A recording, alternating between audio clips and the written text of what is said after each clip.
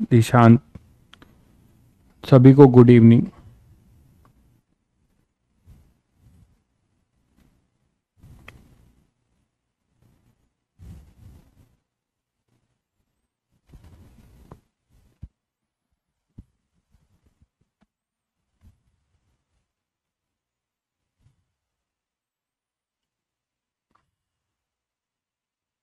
Audio video clear है सभी बच्चों को?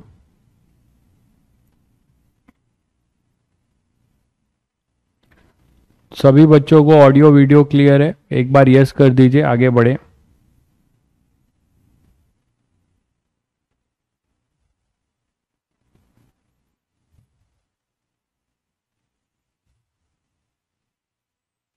ठीक है, चलिए। बढ़िया हूँ भाई, बढ़िया हूँ। आप कैसे हैं? ऋषि, सोनू, सभी को गुड इवनिंग। विनय, गुड इवनिंग। चलिए, आप लोगों को कुछ होमवर्क दिया था, शायद ट्राई किया होगा।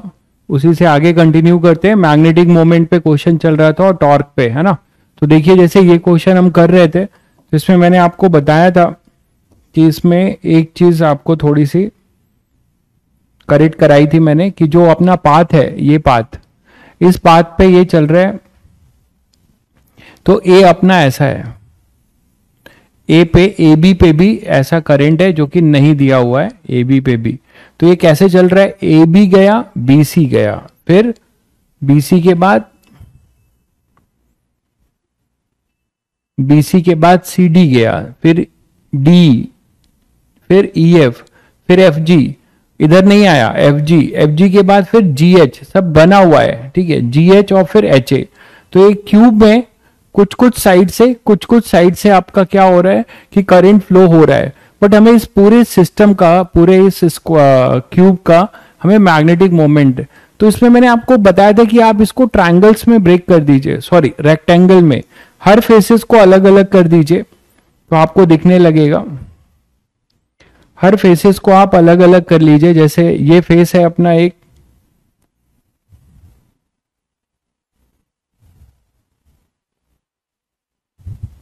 तो एक ऊपर वाला फेस होगा, देखो मैं बना रहा हूं।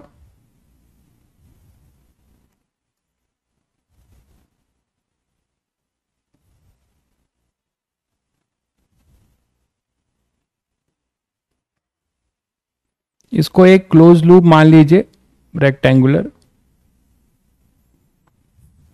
और एक आपका नीचे वाला फेस होगा,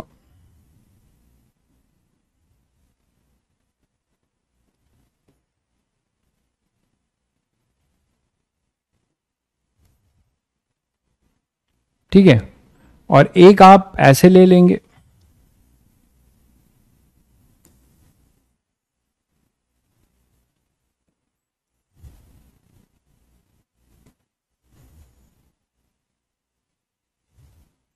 एक आप ऐसे ले लेंगे। शायद समझ गए होंगे।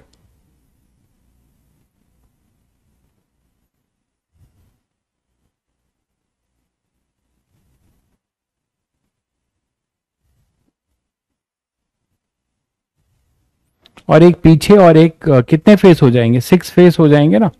तो 6 फेस बेसिकली हो जाएंगे आपके। तो मैंने अभी 1 2 3 4 बनाए।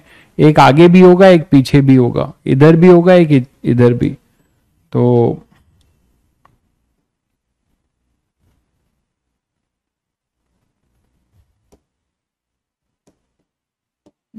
ओके, इसको ऐसे दिखा देते हैं। अच्छा, ये स्लाइड ही गया।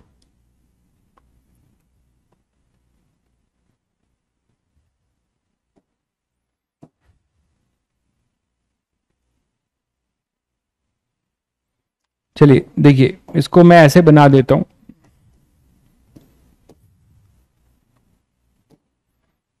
समझ तो सब लोग गए होंगे कि अप्रोच क्या होगा। मैं ये कह रहा था, एक ये फेस हो जाएगा, है ना? एक अपना आगे का फेस होगा, एक पीछे का फेस होगा, एक फेस अपना ये होगा।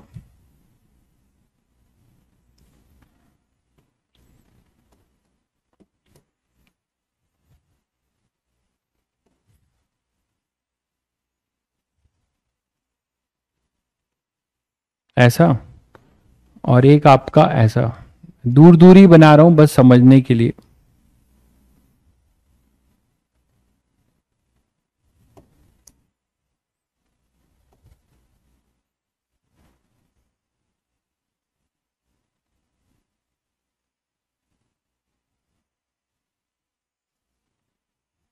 ये हो जाएगा है ना, एक आपका ये हो जाएगा, शायद समझ तो गए ही होंगे सब लोग। और एक आपका ये सामने, और एक पीछे। तो इसमें आपको दिखेगा नहीं वो, बट सभी को आप अलग कर लेंगे। शायद जो अप्रोच है वो सबको समझ में आ गया।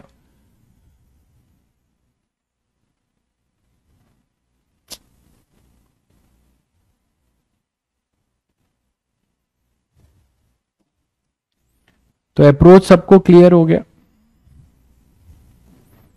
ये अप्रोच सबको क्लियर हो गया। ठीक है, चलिए फिर अब क्लियर हो गया तो सबका अलग अलग आप बना लीजिए। इसी में बना दूं तो ज्यादा बेटर रहेगा।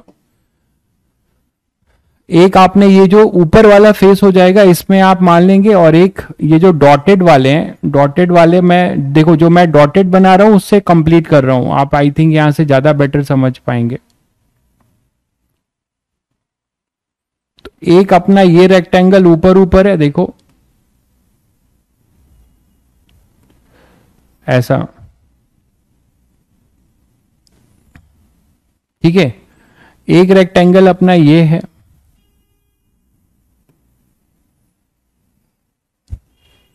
थ्री डी फिगर थोड़ा बनाने में दिक्कत है। दो हो गया, एक अपना ये बनेगा। अब आपको इसी तरह विजुलाइज करना पड़ेगा थोड़ा, जितने फेसेस दिख रहे हैं मैं उतना बना दे रहा हूं यहां पे। ठीक है, ये तीन हो गया। ऐसे ही एक पीछे रहेगा इस तरफ, एक इधर एक इधर, तो सिक्स फेसेस बनेंगे। सिक्स के बनेंगे, सिक्स का आप जो है यूनिट वेक्टर लिखते जाइए, सिक्स का आप यूनिट वेक्टर लिखते जाइए। ठीक है, तो यहां पे फायदा क्या होगा कि ये जो करंट आ रहा है इसमें आप मानेंगे उल्टा। थोड़ा सा ध्यान रखिएगा कि करंट आपको उल्टा मानना पड़ेगा, है ना। इसमें ये जो आप देख पा रहे हो और एक इधर आ रहा है, तो एक तो आपने इधर माना तो इसके लिए उल्टा हो जा रहा है अपने आप। इस वाले क्लोज लूप के लिए इधर होगा, आई ऐसा होगा, दिख रहा है ऐसा। तो इसके जस्ट पीछे वाले इस वाले के लिए इसके ऊपर जो है वो ऐसा है। तो जो जिसमें करंट नहीं फ्लो हो रहा था, जैसे सीएफ में करंट फ्लो नहीं हो रहा था, ठीक है, सीएफ में आपका करंट फ्लो नहीं हो रहा था तो आपने इस दोनों को जोड़ दिया। इन दोनों को देखिए, सीएफ ऊपर और नीचे, इन दोनों को जोड़ दोगे तो ये न्यूट्रलाइज हो जाएगा। तो आई थिंक सभी लोगों को क्लियर है कि आप डाइपोल मोमेंट निकाल सकते हैं सभी फेसेस का, सिक्स फेसेस का। तो क्या हो जाएगा बताओ, किसका जीरो होगा और किसका ऐड हो रहा है वो देख लो। जैसे ये अपने पास है इस वाले के लिए, इस वाले फेस का जो होगा वो इस तरफ होगा, इस वाले फेस का भी इसी तरफ आ रहा है, और इस वाले फेस का अपोजिट। तो ये दोनों फेस तो कैंसिल आउट हो गए, इस फेस का और इस फेस का कैंसिल आउट होगा। ठीक है, अब जैसे ये ऊपर आ रहा है, ऊपर वाले फेस के लिए ऊपर आएगा तो इस वाले फेस के लिए भी ऊपर आएगा। तो ये दोनों ऐड हो रहे हैं, ये दोनों अपने क्या हो रहे हैं, ऐड हो रहे हैं। तो दो के ऐड होंगे, इस दो के आपके क्या हो जा रहे हैं, कैंसिल हो रहे हैं। इन दोनों का देखा जाए, इन दोनों का, तो इसके लिए क्या हो रहा है, आउटवर्ड, और इसके लिए क्या होगा, इसके लिए इस तरीके से इनवर्ड। तो इस फेस का और इस फेस का, ठीक है, कैंसिल, इस फेस का और इस फेस का कैंसिल। केवल जो टॉप और बॉटम फेस है जिसको मैं 1 और 2 बोल रहा हूं, ये केवल ऐड हो रहे हैं। ये आप देख पा रहे हो, केवल ये अपवर्ड है और ये भी अपना क्या है, अपवर्ड है। तो 1 और 2 के ऐड होंगे, बाकी कैंसिल आउट हो जाएंगे। तो net magnetic moment M net क्या हो जाएगा, वो हो जाएगा अपने पास आई इंटू एजेस है ना, तो एज का दिया नहीं है, डायमेंशन नहीं दिया है, तो आप ए ले लीजिए। ठीक है, डायमेंशन ए ले लीजिए।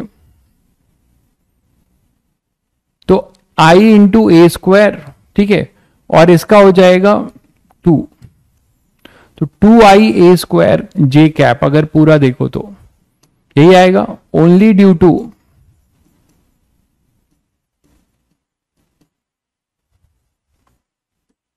फेस 1 एंड 2 जो ऊपर और नीचे हैं, ये फेस और इसके नीचे वाले फेस। आई थिंक सबको विजुलाइज हो गया होगा, आई थिंक सबको विजुलाइज हो गया होगा। अच्छा, लेंथ 1 दिया है, ठीक है, तो ए को 1 ले लो,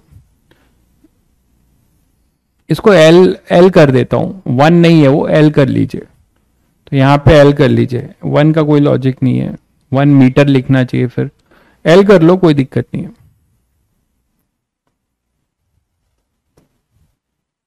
ठीक है। तो यहां पे ए के जगह पे एल है, ये एल कर लो,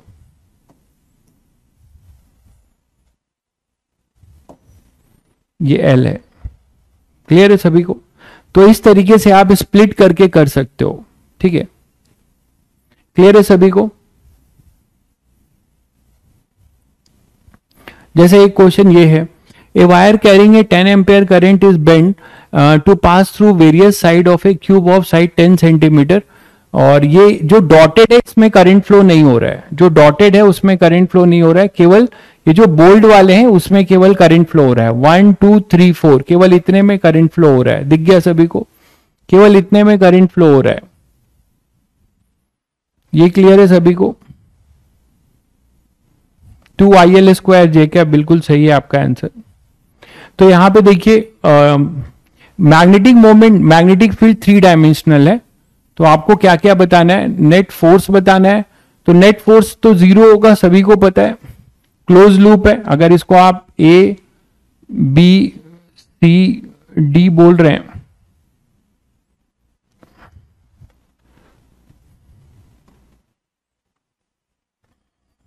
नेमिंग पूरा ही कर लेते हैं, A B C D E F G H, तो आपके पास जो क्लोज लूप है वो है ACFEA। तो फॉर क्लोज लूप है ना, net force on A close loop place in a uniform magnetic field, देखिए सारे कोफिशिएंट कांस्टेंट है, तो B अपना कांस्टेंट है, तो आप बोल सकते हैं net force on close loop is 0।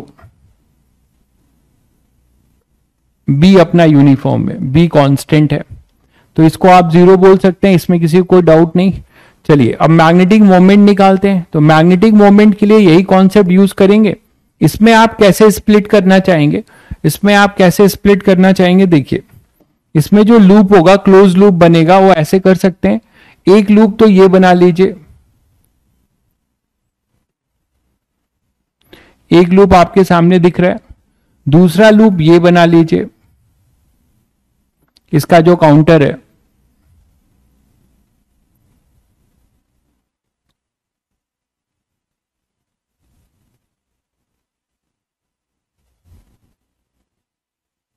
दूसरा लूप ये बन जाएगा, और तीसरा लूप अपना ये बन जाएगा।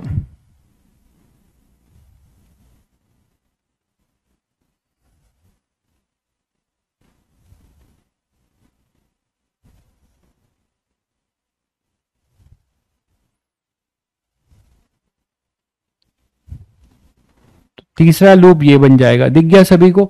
इसमें करंट नहीं था, तो इसमें जो करंट आप मान रहे हैं, इसमें करंट ये तो था, इसमें करंट आपने एक तरफ आप इधर मानेंगे तो इसका काउंटर इधर होगा, इसमें इधर मानेंगे तो इसमें इस तरफ होगा, तो न्यूट्रलाइज होते जाएंगे, शायद दिख गया होगा सभी को। और एक ऐसा होगा तो इस वाले में ऐसा होगा, ठीक है। तो इस तरीके से आपको लूप मिलेंगे, कौन कौन से? एक ये ट्रायंगल, एक ऊपर का ट्रायंगल और एक स्क्वायर, है ना। तो 3 मिलेंगे, 3 लूप मिलेंगे, 2 ट्रायंगल, एक ट्रायंगल और ऊपर का एक ट्रायंगल, 2 और एक स्क्वायर, 2 ट्रायंगल और एक स्क्वायर। बोलो भाई नहीं, हाँ ठीक है, ये केवल इधर से पास हो रहा है ना, तो इसके लिए तो ये हो ही जाएगा बिल्कुल। 2 ट्रायंगल और एक स्क्वायर, 2 ट्रायंगल, जो क्लोज लूप है आप इसको ब्रेक करोगे, 2 triangle 2 triangular loop plus 1 square loop, 2 triangular loop और 1 स्क्वायर लूप। ये क्लियर है सभी बच्चों को? तो मैग्नेटिक मोमेंट आप बता सकते हो, मैग्नेटिक मोमेंट में बी का कोई काम नहीं है, मैग्नेटिक मोमेंट में बी का कोई काम नहीं है। तो आप पहले बी के लिए एम बताइए, एम के लिए क्या लिखा जाए? ट्रायंगल पहले वाले का ये डी है, काउंटर अगर इसको डी को डी डैश कर दीजिए, जो भी आप बोलिए, आप इसको, इनका नेमिंग अलग है, हम इसको ऐसे मान लेते हैं, रुको, फर्स्ट, ठीक है, रोमन नंबर में मान रहा हूं मैं, सेकंड और ये थर्ड। तो फर्स्ट के लिए एम फर्स्ट मैं रोमन नंबर में माना हूं, एम फर्स्ट क्या हो जाएगा भाई? मैग्नेटिक मोमेंट ऊपर, इसका ट्रायंगल का प्लेन क्या है? ट्रायंगल का प्लेन ध्यान दीजिएगा, ट्रायंगल का प्लेन जो है एक्स जेड प्लेन है, ट्रायंगल का प्लेन अपना क्या है? एक्स जेड प्लेन है, ऊपर वाले ट्रायंगल का प्लेन एक्स जेड प्लेन है, और इस तरीके से एंटी क्लॉकवाइज करंट फ्लो हो रहा है, मैग्नेटिक मोमेंट जे कैप में जाएगा। तो एम फर्स्ट क्या लिखेंगे? इसका एरिया, एरिया क्या हो जाएगा अपने पास? आई की वैल्यू बाद में पुट कर देंगे, साइड ए है तो ट्रायंगल का हो जाएगा एरिया, कितना हो जाएगा इस ट्रायंगल का area? Half base into height. तो ये राइट एंगल ही ट्रायंगल है, बेस भी ए है और हाइट भी ए है, तो हाफ ए इंटू ए, बोलो भाई, इंटू जे कैप, ठीक है। ये एम फर्स्ट हो गया। एम सेकेंड जो रोमन नंबर में लिखा है, सेकेंड ट्रायंगल, सेकेंड ट्रायंगल का प्लेन देख लीजिए, सेकेंड ट्रायंगल का प्लेन अपना क्या है? सेकेंड ट्रायंगल का प्लेन बताइए।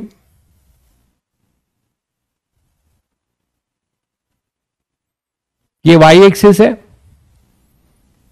ये अपना वाई एक्सिस है, और इधर अपने पास जेड एक्स, तो वाई जेड प्लेन में है, सॉरी एक्स वाई प्लेन में, ये अपना parallel to X Y plane है, तो इसका होगा के कैप, इसका होगा अपना के कैप। तो कितना हो जाएगा? वैल्यू वही होगी, हाफ इंटू ए इंटू प्लस के कैप। बोलो, ये क्लियर है सभी को? एक्स वाई प्लेन में है, और जो ये स्क्वायर है ये वाई जेड प्लेन है, तो इसका एक्स आएगा, तो m3 भी लिख सकते हैं सब लोग, m3 हो जाएगा केवल ए स्क्वायर, स्क्वायर का, और आई कैप। तो यहां से फाइनली हमें नेट मैग्नेटिक मोमेंट मिलता है M first plus M second plus M third, और यहां से आपको मिल जाता है ये ए स्क्वायर तो सभी में है, कॉमन आ गया, आई cap plus J cap plus के कैप, आई cap plus J cap plus के कैप। तो this is the magnetic moment vector.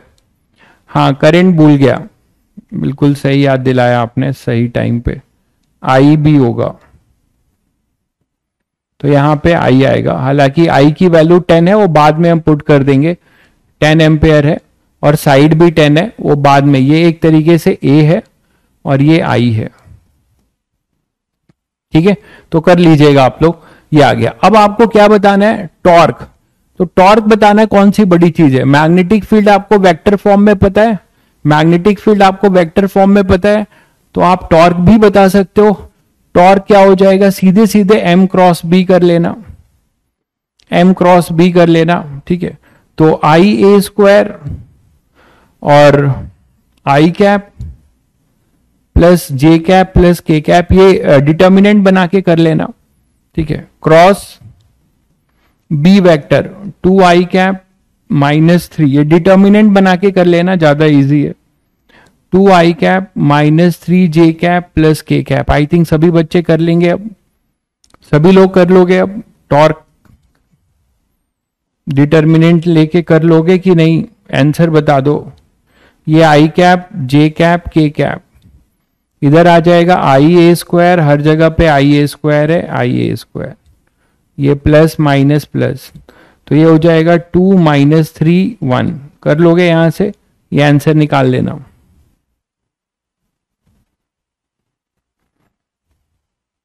कौन सा एक्सजेड है? M second, M second X Z है? नहीं नहीं, क्यूब बाहर को है, देखो ये जेड एक्सिस कोऑर्डिनेट है और ये अपना वाई एक्सिस कोऑर्डिनेट है। अगर आप राइट एंगल से भी देखोगे तो जेड एक्सिस के तरफ जाएगा। ये जो प्लेन है ये एक्स वाई के पैरेलल है ना, ये जो फेस है, ये जो पीछे का फेस है ना एक्स वाई के पैरेलल, तो ये पूरा फेस भी एक्स वाई के पैरेलल है।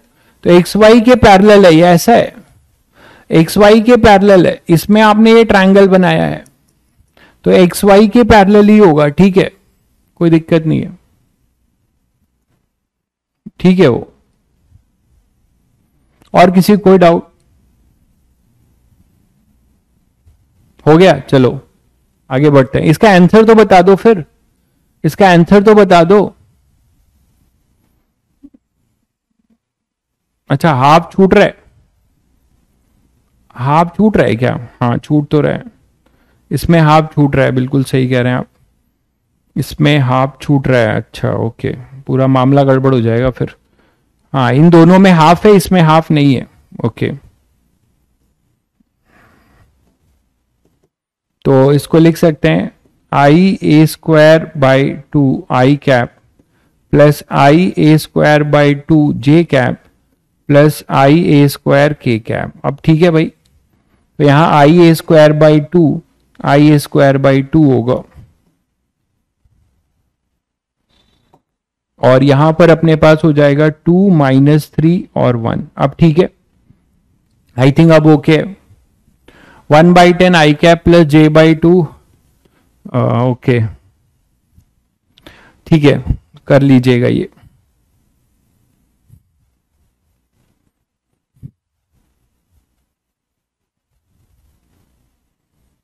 नेक्स्ट क्वेश्चन देखते हैं, आईटी एडवांस का ही है, कभी सब्जेक्टिव आया होगा। क्वेश्चन बहुत बड़ा है, आपको देख के परेशानी लग रही होगी, लेकिन मैं समझा देता हूं आपको।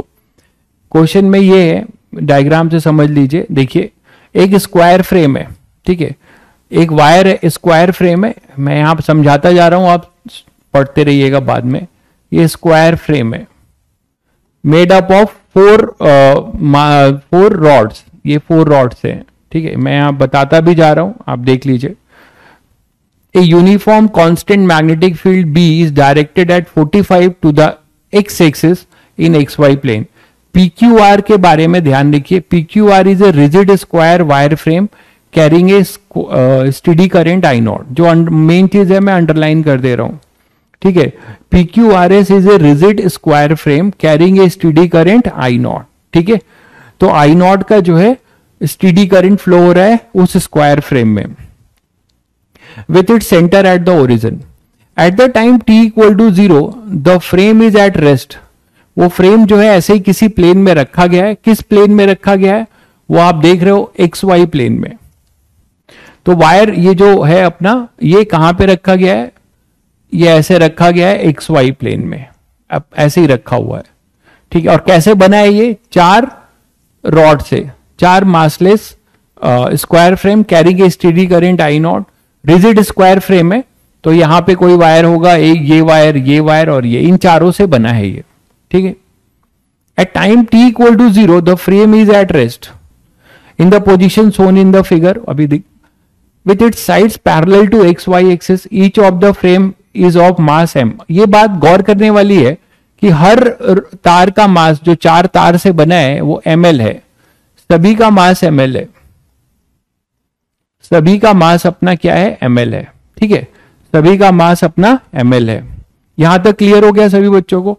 तो आपसे पहला पूछा जा रहा है what is the torque of the magnetic field.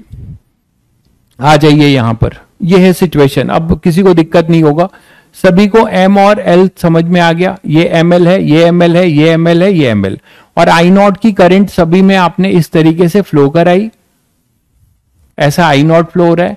और मैग्नेटिक फील्ड 45 डिग्री पे है। मैग्नेटिक फील्ड के बारे में मैं एक बना दूं पूरा, तो ये है मैग्नेटिक फील्ड, पूरा इन्होंने नहीं बनाया है। ये मैग्नेटिक फील्ड है जो कितने पे है? 45 डिग्री पे है। तो आपसे टॉर्क पूछा है, देखने में इतना बड़ा क्वेश्चन है, क्या बड़ा क्वेश्चन है? m क्रॉस b, कुछ करना ही नहीं है आपको। क्या करना है इसमें? आपको कोई दिक्कत कहां है? आप सीधे सीधे m क्रॉस b करिए, टॉर्क निकालिए। पहला पार्ट तो बहुत आसान है। पहले पार्ट में मैग्नेटिक मोमेंट क्या हो जाएगा? ये एक्स वाई प्लेन में और करंट एंटी क्लॉकवाइज में, तो एक ही चीज बताया है, लूप का जो प्लेन है मैग्नेटिक मोमेंट उसके परपेंडिकुलर होगा, एंटी क्लॉकवाइज है आउटवर्ड होगा, क्लॉकवाइज है तो इनवर्ड होगा। राइट हैंड थंब रूल से भी बता सकते हो। इसको कर्ल करना है, करंट की डायरेक्शन में कर्ल करना है, थंब की डायरेक्शन एरिया वेक्टर देगा, वही मैग्नेटिक मोमेंट की डायरेक्शन होगा। तो एक्स वाई प्लेन में ये पूरा लूप है, इसमें आउटवर्ड जा रहा है तो मैग्नेटिक मोमेंट वेक्टर लिख लीजिए। ऐसे क्वेश्चन हमेशा वेक्टर से सोचिए, ऐसे क्वेश्चन हमेशा आप वेक्टर से हैंडल करिए। तो मैग्नेटिक मोमेंट कितना हो जाएगा, स्क्वायर लूप है तो एल स्क्वायर, एरिया हो गया, एक ही टर्न है तो एन आई ए, तो एन 1 है, एरिया हो गया एल स्क्वायर इंटू आई इंटू बस एन आई ए, और डायरेक्शन लिख लीजिए इट इज के कैप, इट इज के कैप एन आई ए। सभी को clear? What about magnetic field? Magnetic field क्या वेक्टर में नहीं लिख सकते? अगर ये बी की वैल्यू आपको कितनी दी हुई है, बी अगर बी ही है, बी ही होगा, वही लिखा हुआ है, यहां नहीं लिखा है, उसमें लिखा है बी यूनिफॉर्म है, उसकी वैल्यू बी ही है ना। तो आप लिखने वाले हैं B cos 45 I cap plus B sine 45 J cap. बोलो भाई, मतलब B by root 2 I cap plus B by root 2 J cap, ये हो जाएगा ये। ठीक है, तो टॉर्क क्या लिखोगे? सीधे सीधे ये नहीं कर सकते, एम क्रॉस बी, क्या बड़ी बात है। ठीक है, देख के डर लग रहा था बस। आई एल स्क्वायर, आप वेक्टर लिखना आता है तो आपको टेंशन ही नहीं है, के कैप क्रॉस, इसमें क्रॉस रूल मत करो, ये तो डायरेक्ट हो जाएगा, बिना मतलब डिटर्मिनेंट की जरूरत नहीं पड़ेगी। आई बी एल स्क्वायर रूट 2, ठीक है, इसको कॉन्स्टेंट्स को बाहर लो, और K cap cross I cap cross J cap. बोलो भाई, यहां तक क्लियर है सभी को? तो I L square B root 2, calculation देखते रहिएगा, के क्रॉस आई, तो K cross I cross J cross K cross I plus J cap. And what about K cross J cross K होता है आई, तो के क्रॉस जे होगा minus आई। तो that is the torque vector. यहां तक कोई बड़ी बात नहीं है, यहां तक ये स्पेशल क्वेश्चन नहीं रहा। ठीक है, यहां तक कोई स्पेशल क्वेश्चन नहीं है। इसका आप मॉड लेना चाहोगे तो मॉड टाउ करोगे तो आई एल बी स्क्वायर आएगा, कुछ बच्चे कर चुके हैं, बहुत बढ़िया, आई बी एल स्क्वायर आएगा, बिल्कुल यही आएगा। तो यहां तक कोई बहुत स्पेशल नहीं है। कौन सा 12 होगा? 12 क्या होगा भाई? अरे 12 क्यों होगा यार, ये पूरा वायर एक है, आप इसको क्यों देख रहे हैं? ये पूरा एक वायर है पी क्यू, ये अभी तक आपको इतने देर से समझा रहा था, ये पूरा एक वायर है, फिर ये पूरा एक वायर है, ये पूरा एक वायर है, ये तो एक्सिस बनी हुई है, समझ गए? इसको देख के कंफ्यूज मत करिए, ये एक्सिस बनी हुई है, वायर फ्रेम सारे एल हैं, 4 वायर हैं जो एल के हैं, स्क्वायर वायर फ्रेम तभी बना है, ये पूरा एल है, एल पूरी पीक्यू की लेंथ है। ठीक है, चलिए, तो अब यहां से अपने पास कोई स्पेशल बात नहीं रही इस क्वेश्चन में, लेकिन जो अगला पार्ट है वो बहुत बढ़िया पार्ट है, उसमें बहुत बच्चे फैल सकते हैं, क्योंकि बहुत बच्चों को मोमेंट ऑफ इनर्शिया नहीं आता होगा। ठीक है, तो अगर उन बच्चों को मोमेंट ऑफ इनर्शिया नहीं आता होगा, तो बिल्कुल ही नहीं आता होगा, तो प्लीज वो परेशान मत होइएगा, वो फिर करेंगे तभी समझेंगे। लेकिन जिन बच्चों को आता है उनके लिए सेकेंड पार्ट है बी। फाइंड द एंगल, पढ़िएगा ध्यान से, find the angle by which the frame rotate under the action of this torque. तो ये सभी बच्चों को पता है कि किसी भी बॉडी पे अगर वो बॉडी फ्री है तो उस पर टॉर्क लगता है, तो हमेशा किसके अबाउट रोटेट होती है? एक्सिस ऑफ रोटेशन के अबाउट, है ना, एक्सिस ऑफ रोटेशन के अबाउट। एक दरवाजा है, दरवाजा क्लैम्प्ड है, अगर आप उसको पुल करते हो तो जहां से वो हिंज्ड है उसके अबाउट रोटेट होता है। ठीक है, तो ये तो फ्री है, ये पूरा लूप फ्री है, तो ये अपने एक्सिस ऑफ रोटेशन के अबाउट रोटेट होगा। अब इसमें एक आपको अप्रोक्सीमेशन लेना है in a short interval of time delta T. आपको कितने टाइम में बताना है? डेल्टा टी टाइम में। And the axis about which the rotation occur, delta T के बारे में कुछ बता रहा है। Delta T is so small that any variation in the torque during this interval may be neglected. ये बड़ा इंपॉर्टेंट है, ये जो मैंने अंडरलाइन किया है ये बहुत इंपॉर्टेंट है इसके लिए कि डेल्टा टी वो टाइम है जिसमें आप टॉर्क को कांस्टेंट मान रहे हैं। आपको ये बता रहा है कि आपको क्या लेना है, टेक टी कांस्टेंट कितने टाइम के लिए, जितने टाइम इंटरवल में पूछा है, इन डेल्टा टी टाइम इंटरवल, इसका ये मतलब है। तो ये पूरा क्लियर कट लिखा हुआ है, जेई एडवांस का ही क्वेश्चन है, पूरा क्लियर कट इन्होंने दे रखा है। ठीक है, तो पूरे इंटरवल में टाउ को आपको कांस्टेंट लेना है, कितने इंटरवल में, डेल्टा टी टाइम में। ओके, तब आपको बताना है कि कितना एंगल वो रोटेट कर गया, तो आपको डेल्टा थीटा निकालना है। और एक सबसे इंपॉर्टेंट बात जो आपको इंफॉर्मेशन दी हुई है वो ध्यान से पढ़िएगा। Given the moment of inertia of the frame about an axis through its centre perpendicular to the plane, ये आईजेड दिया हुआ है, ये लूप का पूरा आईजेड दिया हुआ है 4/3 ml²। ये देख पा रहे हैं, एक ऐसा मोमेंट ऑफ इनर्शिया जो पूरे लूप के प्लेन के परपेंडिकुलर है। पढ़ लीजिए फिर से, centre perpendicular to the plane, तो प्लेन के परपेंडिकुलर दिया हुआ है 4/3 ml²।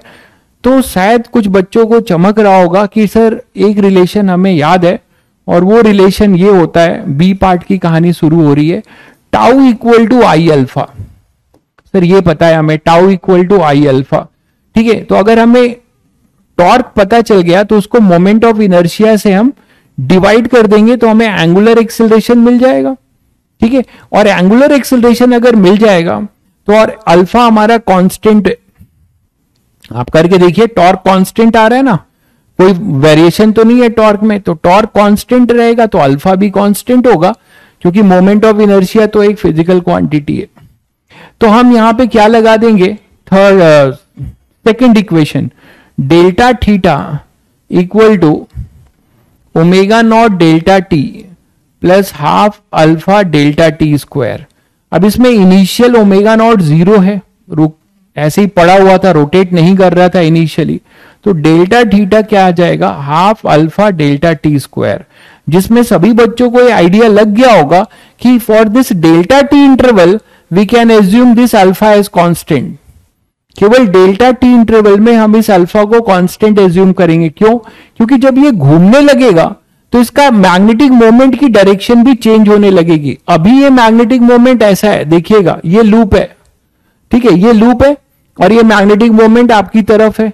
अब मान लीजिए ये कुछ घूमा, मान लीजिए ये ऐसे घूमा, तो ये जब ऐसे घूमेगा लूप, इस प्लेन में ये लूप ऐसे घूमेगा, तो ये जो मैग्नेटिक मोमेंट है ये भी तो घूमेगा। तो m क्रॉस b के बीच का, b तो फिक्स है, बट m क्रॉस b का बीच का एंगल चेंज होगा, तो टॉर्क भी थीटा का फंक्शन हो जाएगा। दैट्स वाई ये बहुत ही ज्यादा इन्होंने क्वेश्चन को क्लियर कट करके बता दिया है कि छोटे से समय डेल्टा टी टाइम में ये मानो कि अभी मैग्नेटिक मोमेंट बहुत थोड़ा सा ये रोटेट हुआ है, बहुत थोड़ा सा रोटेट हुआ है, डेल्टा थीटा बहुत स्मॉल एंगल है, तो उसमें मैग्नेटिक मोमेंट को नियर अबाउट आप अभी परपेंडिकुलर ही ले रहे हो। क्लियर है सभी बच्चों को?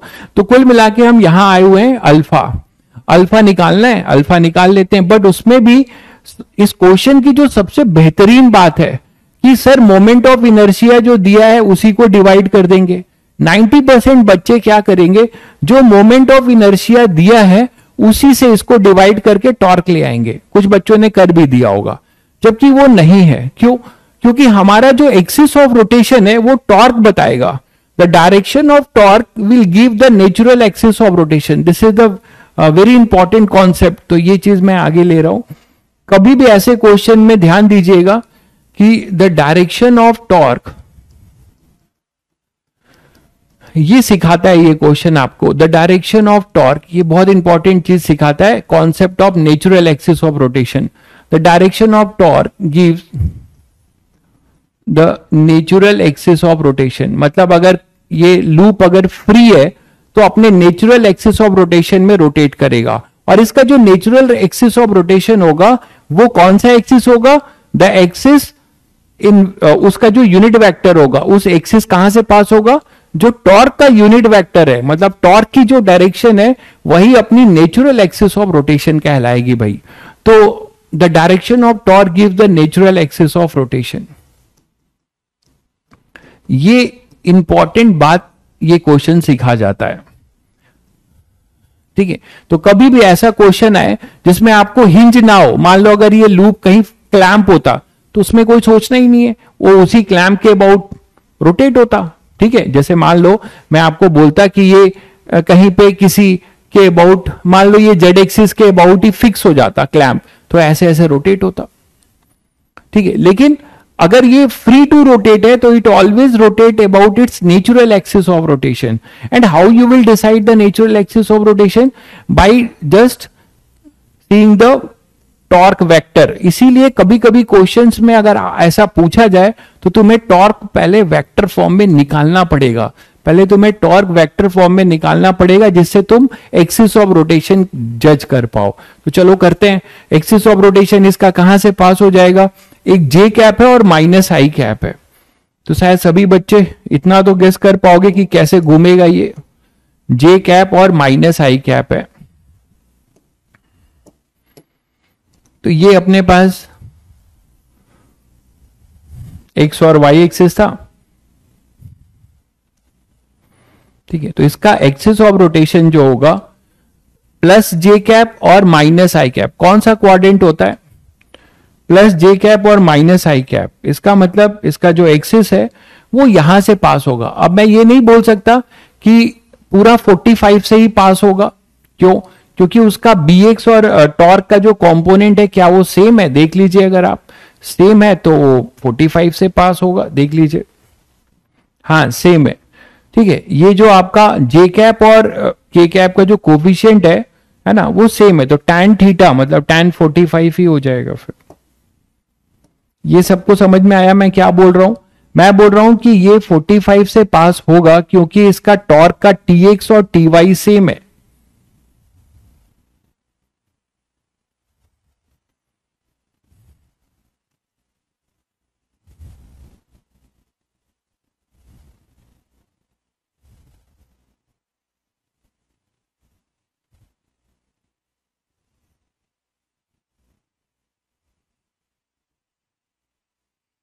थोड़ा सा ये इधर से पास हो रहा है, सिमेट्रिकल नहीं बना है।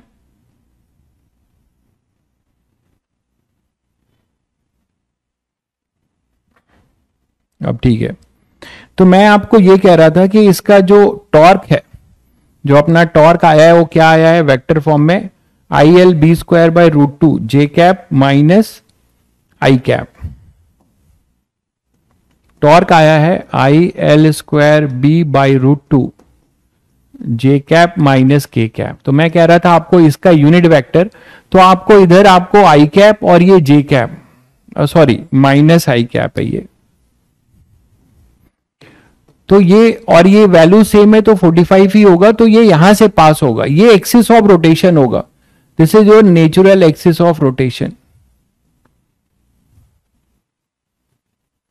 तो लूप, ये जो लूप है करंट कैरिंग, ये इस एक्सिस ऑफ रोटेशन के अबाउट घूमेगा भाई, डायमीटर के डायगोनल के अबाउट, है ना। ये डायमीटर के अबाउट घूमेगा, नहीं दूसरा नहीं होगा, यही होगा। माइनस है ना, माइनस आई कैप है और प्लस जे कैप है, तो ये लेगा सेकेंड और फोर्थ क्वाड्रेंट से पास होगा। ये माइनस जे नहीं है, माइनस आई है। क्या मैंने गलत लिखा है क्या? आप देख लीजिए, जे पॉजिटिव है, आई माइनस है, मैंने सही लिखा है, ठीक है, मैंने सही लिखा है, वही होगा। अब ये एक्सिस ऑफ रोटेशन है, अब ये कैसे घूमे? आप बोलोगे सर ये क्लॉकवाइज भी घूम सकता है, एंटी क्लॉकवाइज भी, बिल्कुल वो भी हम डिसाइड कर सकते हैं, हालांकि उसके बिना भी क्वेश्चन हो जाएगा। तो अब हमें यहां का आई चाहिए, हमें आई यहां का चाहिए, अबाउट एक्सिस ऑफ रोटेशन चाहिए। तो जिन बच्चों को थ्योरम याद है, आपको ये दिया हुआ है आईजेड, आईजेड दिया हुआ है 4/3 ml स्क्वायर, आईजेड दिया हुआ है 4/3 ml स्क्वायर। तो एक ऐसी एक्सिस और ये स्क्वायर है तो खुश हो जाओ, क्योंकि डायगोनल परपेंडिकुलरली बाइसेक्ट करते हैं। डायगोनल परपेंडिकुलरली बाइसेक्ट करते हैं। तो इसीलिए जेई के क्वेश्चन बहुत अच्छे होते हैं, क्योंकि वो एक क्वेश्चन में सब कुछ टेस्ट कराते हैं। तो ये मैं कह रहा हूं कि ये परपेंडिकुलर बाइसेक्टर होगा।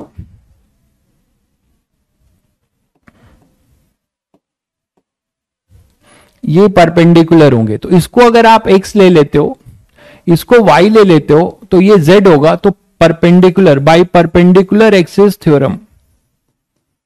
और मैं फिर बोल रहा हूं, जिन बच्चों को ये चीजें बिल्कुल भी दिमाग में नहीं है वो परेशान मत होइए, जब कराया जाएगा तो कनेक्ट कर लेंगे।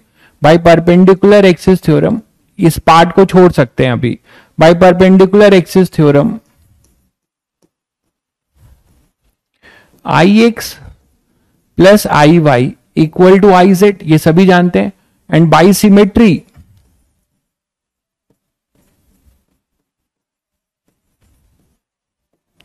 बाई सिमेट्री जैसा इसका मास डिस्ट्रीब्यूशन एक्स पे है वैसा वाई पे है, तो आप क्या बोल सकते हैं, आई एक्स का moment of inertia I Y का दोनों का सेम होगा। तो आप इसको पुट करेंगे तो आप लिख सकते हैं 2ix equal to 2iy equal to I Z. ये कैसे हुआ, जो बच्चे पढ़ चुके हैं उनको पता होगा कि एक्स एक्सिस इसको लूं, इसको वाई लूं या चेंज कर दूं, दोनों के अबाउट मास डिस्ट्रीब्यूशन अपना क्या होगा बताइए, सेम होगा। तो अपने पास ये आ जाएगा। अब यहां से आई एक्स या आई वाई जो भी हम निकाल सकते हैं वो क्या आ जाएगा, आई जेड बाई 2।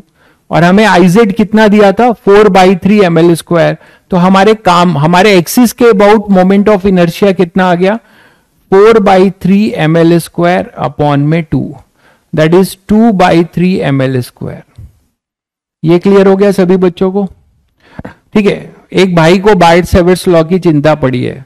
यही चीज मुझे समझ में नहीं आती कि जब इतना बढ़िया क्वेश्चन चल रहा है, आपका मतलब ध्यान नहीं है, आपको बायट-सेवर्ट्स याद आ रहे हैं। बायट-सेवर्ट्स से भी मिला दूंगा आपको, ठीक है, सारे गिले शिकवे दूर कर लीजिएगा। लगता है कोई बहुत राज की बात आपको बायट-सेवर्ट्स से बतानी है, बहुत चिंता है आपको, बहुत ज्यादा eagerly waiting to meet Biot Savart. रात में मिलेंगे तुम्हें वो। तो I X equal to I Y equal to 2/3 ml², ये आ गया। अब हमारे पास टॉर्क मिल जाएगा। टॉर्क हमारे पास पता है, इसका मैग्नीट्यूड कितना हो जाएगा, मॉड टाउ है IBL²। तो मैं आपको यही कह रहा था कि this is your about axis of rotation, ये हमें मिल चुका है, अबाउट एक्सिस ऑफ रोटेशन। तो एक्सिस ऑफ रोटेशन के अबाउट हमें मिल चुका है क्या, अपना टॉर्क। ठीक है। तो अब क्या हो जाएगा, डेल्टा थीटा निकाल लो, it is half alpha delta T square, और अल्फा पहले निकालोगे यहां से, टॉर्क अपॉन आई। तो बस इसको डिवाइड कर दो, अल्फा आ जाएगा। तो अल्फा आ जाएगा टाउ अपॉन आई। तो अब आप टॉर्क है आपका, मैग्नीट्यूड यहां पे मॉड होगा यहां, तो मॉड है BL²I अपॉन, अच्छा इस आई और इस आई में कंफ्यूज तो नहीं है, मोमेंट ऑफ इनर्शिया और करंट में। इसको मैं स्मॉल कर लेता हूं फिर, नहीं तो आप परेशान होंगे।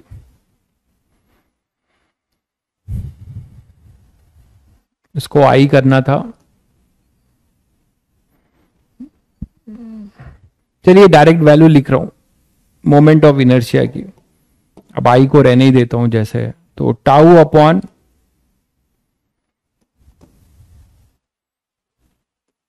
टाउ अपॉन ऐसे लिख देता हूं, आई अबाउट एक्सिस ऑफ रोटेशन। तो आपको पता चल जाएगा कि ये मोमेंट ऑफ इनर्शिया है। तो टाउ कितना है, BL²I upon moment of inertia कितना है, 2/3 ml²।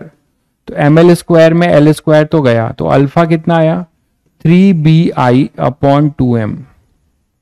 चेक करिएगा सब लोग, अल्फा आ गया तो डेल्टा थीटा आ गया, कितना आ गया, half 3BI upon 2m, half alpha delta T square. तो ये आपका आंसर हो जाएगा। ठीक है, 3BI/T² और 4 तो नहीं, हाँ बिल्कुल सही कह रहे हैं, 4 आ जाएगा बिल्कुल, 3BI upon 4m delta T square, ये लिख सकते हो। तो बहुत बढ़िया क्वेश्चन, जनरली मैंने देखा हुआ है कि इस चैप्टर से मैकेनिक्स से काफी रिलेट करके एडवांस में क्वेश्चन बहुत पूछे गए, कई बार पूछे गए और पूछे जाएंगे। तो इससे आपको क्लियर हो गया होगा। क्लियर है सभी बच्चों को? एक और अच्छा क्वेश्चन देखिए एडवांस का, जो काफी प्यारा क्वेश्चन है। इसमें भी आपको जो है यूज करना पड़ेगा मैकेनिक्स का थोड़ा बहुत। तो जो बच्चे मैकेनिक्स में अगर तंग हैं तो थोड़ा सा वेट कर सकते हैं। तो a ring of radius R having uniformly distributed charge, एक रिंग है, ध्यान दीजिएगा, ये जो रिंग है ये पोर्शन आपकी तरफ है, मैं थोड़ा ऐसे बना दूं,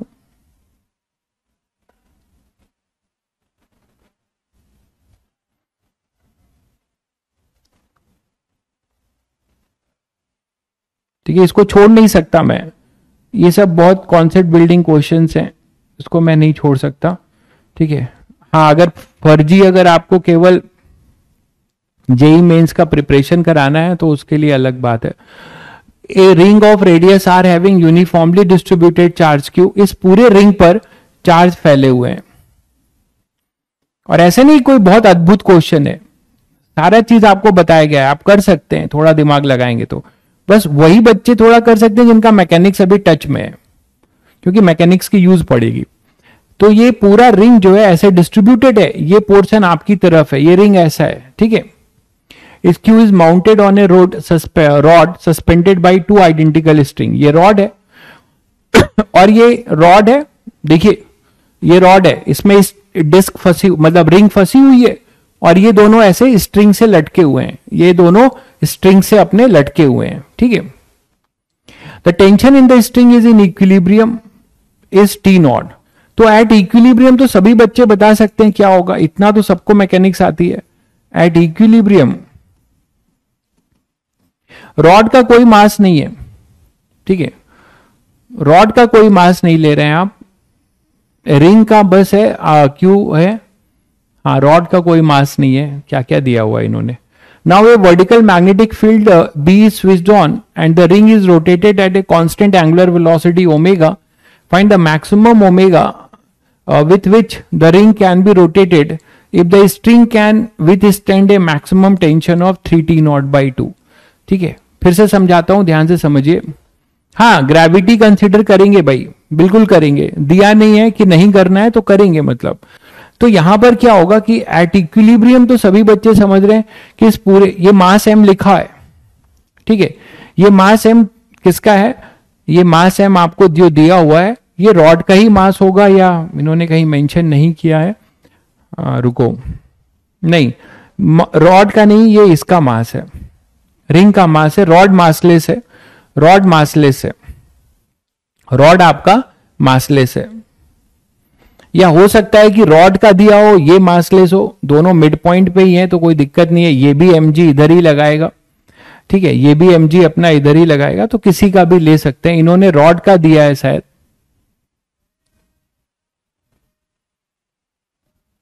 ठीक है।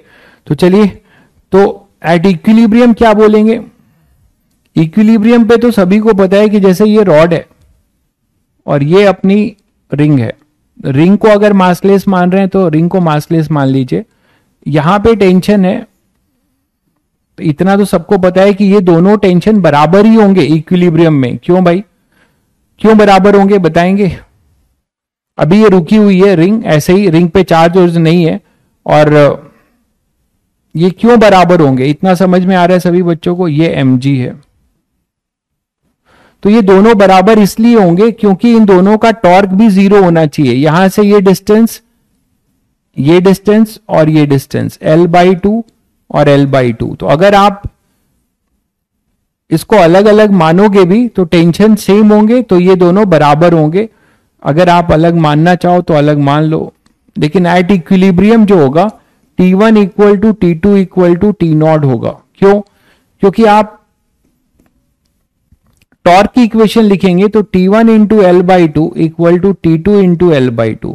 तो यहां से समझ में आ जाता है कि T1 इक्वल टू T2 होगा एट इक्विलिब्रियम। कब? जब रिंग पे कोई चार्ज नहीं है, रिंग पे कोई भी चार्ज नहीं है। अच्छा MND पॉइंट्स हैं, ओके ठीक है, MND पॉइंट्स हैं, ठीक है। तो आप मास जो है इसका जो है पूरे सिस्टम का रिंग और रॉड दोनों का मास m मान सकते हो, कोई दिक्कत नहीं है। मास पूरे m जो है मास ऑफ सिस्टम ले सकते हो, कोई दिक्कत नहीं है उससे, क्योंकि दोनों का सेंटर ऑफ मास यहीं पर रहेगा। हालांकि क्वेश्चन में कुछ दिया था, मुझे याद नहीं आ रहा है, कोई दिक्कत नहीं है, आप ये m पूरा का सिस्टम मान के चलिए, वो कट जाएगा मुझे लगता है, इसीलिए m दिया नहीं है। तो T1 equal to T2 equal to T0, ये सभी को पहले क्लियर हुआ। तो यहां से एक इक्वेशन क्या आ जाएगी, T0 और यहां भी T0, यहां T0 होगा और यहां भी T0, बोला है ना इक्विलिब्रियम में, तो 2T0 इक्वल टू mg। तो T0 कितना आ जाएगा, mg/2। पहले तो ये देख लीजिए, ठीक है।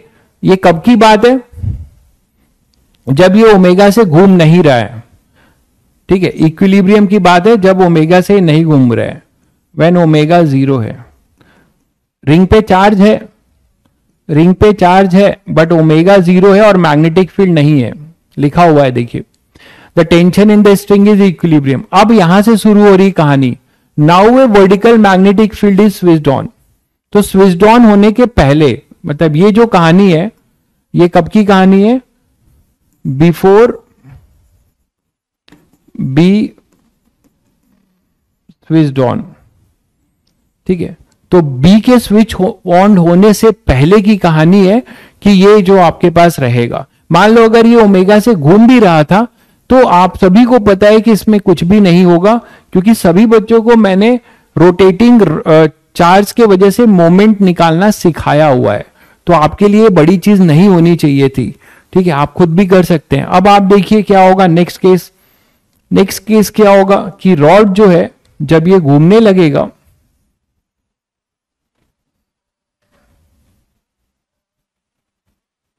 है ना, ये चार्ज है इस पे और ये घूमने लगेगा और मैग्नेटिक फील्ड स्विच ऑन हो जाएगी।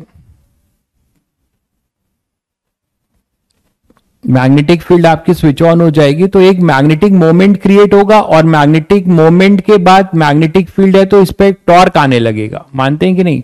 लेकिन इसको रहना वर्टिकल है। देखिए कितना इंटरेस्टिंग क्वेश्चन है।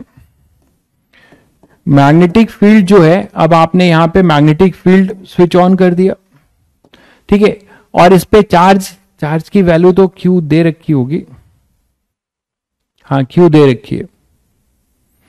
तो अब देखिए यहां पे जो टोटल चार्ज है ये Q घूम रहा है, ठीक है, ये ओमेगा से घूम रहा है।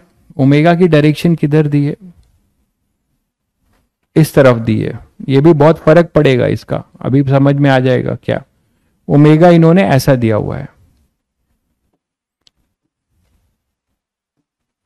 ठीक है, और मैग्नेटिक फील्ड है। तो सभी बच्चों को मैंने बताया हुआ है कि कोई चार्ज अगर सर्कुलर मोशन करता है तो this will just like a current carrying ring, इसका इक्विवेलेंट करंट कितना लिखोगे और मैग्नेटिक मोमेंट कितना लिखोगे।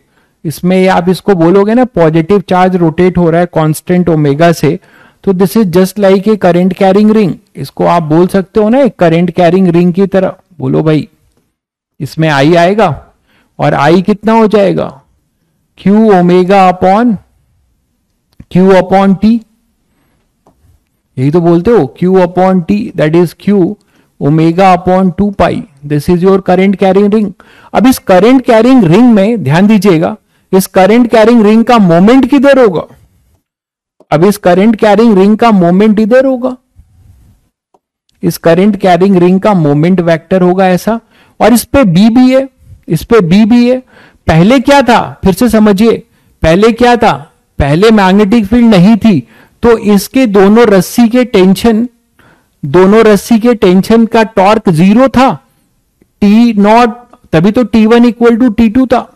इन दोनों के रस्सी के टेंशन जो है मिड पॉइंट पे टॉर्क 0 था, तो आपने वहां से डिसाइड किया कि T1 equal to T2 equal to T0, और वर्टिकल इक्विलिब्रियम में हमें उसकी वैल्यू मिल गई थी, T0 जो है 2T0 इक्वल टू mg था। अब आपने जैसे ही क्या कर दिया, यहां पे चार्ज तो था ही और ये रोटेट हो रहा था, आपने मैग्नेटिक फील्ड स्विच ऑन कर दिया, तो एक एक्स्ट्रा टॉर्क आ गया। जो पहले टॉर्क 0 था, अब मैग्नेटिक मोमेंट के वजह से एक टॉर्क आ गया. Now we can easily decide the direction of torque, है ना. टॉर्क की डायरेक्शन क्या हो जाएगी, देखो ये m है और ये b है, तो ये b होगा, ये m होगा. तो सभी बच्चे बहुत आसानी से बता सकते हैं, या तो क्रॉस रूल से कर लो या राइट हैंड से कर लो. बताएंगे आप लोग क्या होगी डायरेक्शन इसकी, m क्रॉस b की डायरेक्शन. ये है m वेक्टर और ये b वेक्टर, और ये xy प्लेन है अगर, तो ये किधर जाएगा, z एक्सिस में, माइनस के कैप में. आप यूनिट वेक्टर से भी देख सकते हैं, ये माइनस आई कैप होगा, ये प्लस जे कैप होगा. तो टॉर्क की डायरेक्शन क्या हो जाएगी, टॉर्क का जो यूनिट वेक्टर होगा वो m क्रॉस b, मतलब माइनस आई कैप. अगर केवल डायरेक्शन निकालना चाह रहे हैं, राइट हैंड नहीं यूज करना चाह रहे हैं, तो आपको j cross i cross j के होता है, मतलब माइनस के कैप. टॉर्क का डायरेक्शन किधर होगा, माइनस के कैप. क्लियर है, ये क्लियर है. अब देखो हमें इसे इक्विलिब्रियम में रखना है, इसका मतलब इस टॉर्क को खत्म करने वाला कोई टॉर्क चाहिए. इस माइनस जे कैप, ये जो माइनस के कैप में मैग्नेटिक टॉर्क आ चुका है, इस मैग्नेटिक टाउ बी लिख दे रहा हूं मैं, तो इस टॉर्क को हमें नलीफाई करने वाला टॉर्क चाहिए. बोलो भाई, तो इसको कौन नलीफाई करेगा. आप बोलोगे सर mg कहां करेगा. mg तो इतना सबको पता है कि वो कहां से पास होगा, वो सेंटर ऑफ मास से पास होगा. तो सेंटर ऑफ मास पे टॉर्क देगा नहीं, तो अब कौन करेगा, बचे ये दोनों. अब यहीं पे जो है आपको एक बहुत अच्छी चीज सीखने को मिलती है कि इस रस्सियों में जो टेंशन पहले T0 दोनों में बराबर हुआ था, अब इन रस्सियों में जो ये टेंशन है वो चेंज हो जाएगा. इन रस्सियों में टेंशन चेंज हो जाएगा. और आपको इसीलिए देखिए यहां पर क्या एक वर्ड लिखा था इसने लिखा था 3T0/2. क्या समझ रहे हैं आप, मैक्सिमम टेंशन जो है 3T0/2, मतलब इस दोनों रस्सियों में किसी एक में रस्सी में टेंशन अलग होगा, दूसरे में अलग होगा. और समझ गए होंगे, दोनों रस्सियों में टेंशन अलग होगा, और हमें बताना है कि हम किस मैक्सिमम ओमेगा से रोटेट करें कि ये जो है रस्सी टूटे ना. ठीक है, कितना मैक्सिमम विथ स्टैंड कर सकती है, 3T0/2, मतलब इन दोनों रस्सियों में टेंशन अलग अलग होगा और इनकी जो मैक्सिमम वैल्यू है वो 3T0/2 है.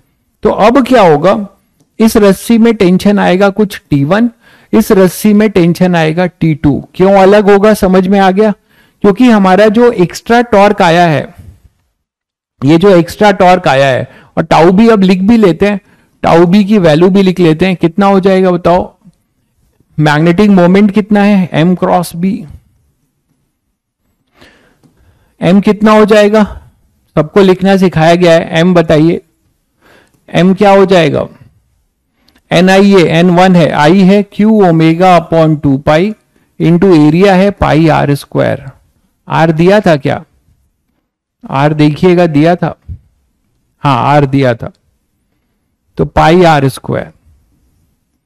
ठीक है, और डायरेक्शन सभी को बता चुका हूं, माइनस आई कैप.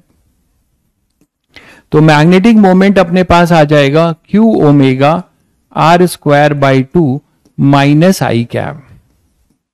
ठीक है, तो टॉर्क क्या हो जाएगा, b तो आपको पता ही है, b कितना दिया है इन्होंने, b जे कैप. तो यहां से हमारे पास जो टॉर्क आएगा वो कितना आ जाएगा, q omega r square b by 2 और माइनस आई क्रॉस जे, जो अभी हम लोगों ने निकाला, माइनस के कैप. तो टॉर्क हमें मिल गया, ये मैग्नेटिक टॉर्क है. इसी को बैलेंस करना है, तो इसको बैलेंस करने के लिए दोनों रस्सियों में टेंशन अलग होगा, और एक रस्सी का जो टेंशन टॉर्क होगा और इस रस्सी का टॉर्क होगा, दोनों में से एक रस्सी का टॉर्क वो दूसरे रस्सी के टॉर्क और मैग्नेटिक टॉर्क को बैलेंस कर लेगी. ठीक है, कितना हो जाएगा देखो, अगर आप इसको L बोल रहे हैं, ठीक है, डिस्टेंस में क्या रखा है, डिस्टेंस d दिया हुआ है भाई, देखिएगा ये हम लोग मिस कर रहे हैं, डिस्टेंस d दिया हुआ है, ये देखिए, ये डिस्टेंस d दिया हुआ है इन्होंने, ये d आपको दिया हुआ है, देखिए, तो d/2 हो जाएगा. ये परपेंडिकुलर डिस्टेंस कितना होगा यहां से, d/2, और ये डिस्टेंस भी d/2.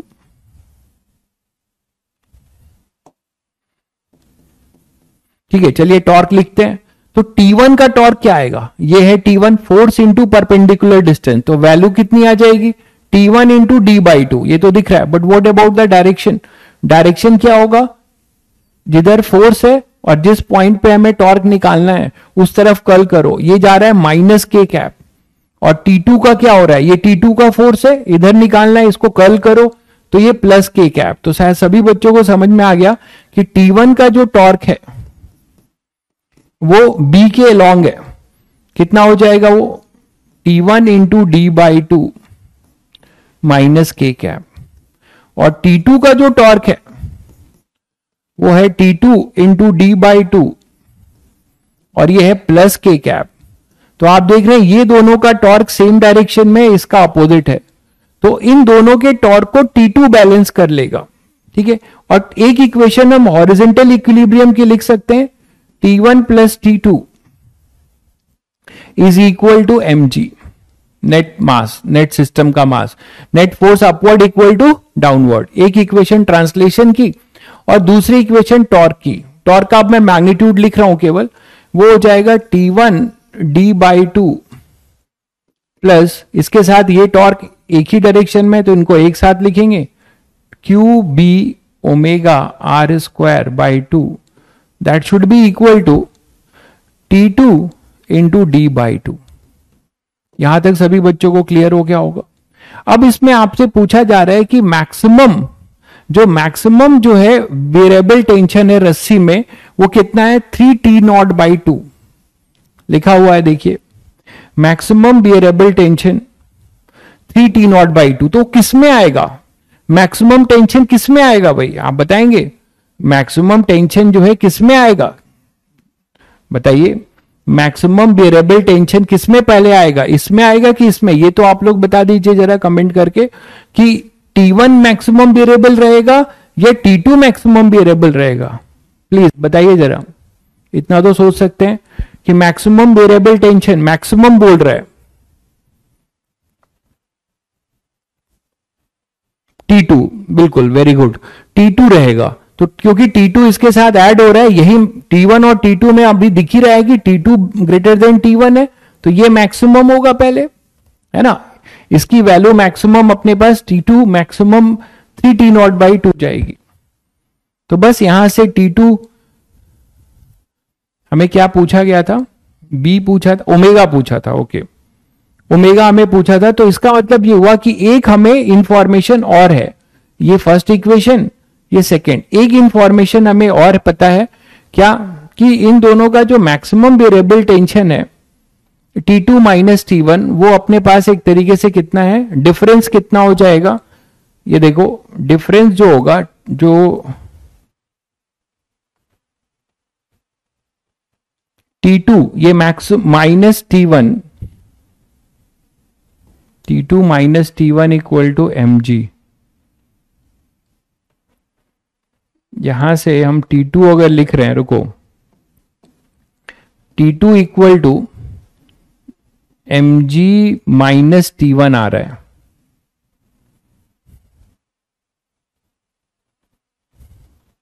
तो ये मैक्सिमम होगा जब ये मिनिमम होगा ना,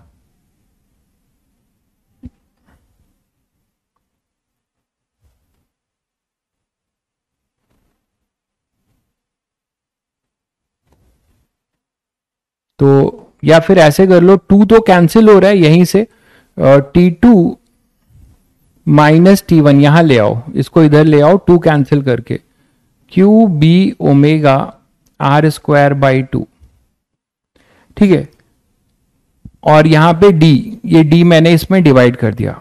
अब मैं आपसे कह रहा हूं कि मैक्सिमम वेरिएबल टेंशन जो होगा वो दिया हुआ है आपको, तो मैक्सिमम वेरिएबल टेंशन एक वैल्यू ये मिल रही है, इसको मैंने, इसको सेकंड ले लो, इसको अरेंज कर दिया, ये क्लियर है सभी को, ये अरेंज कर दिया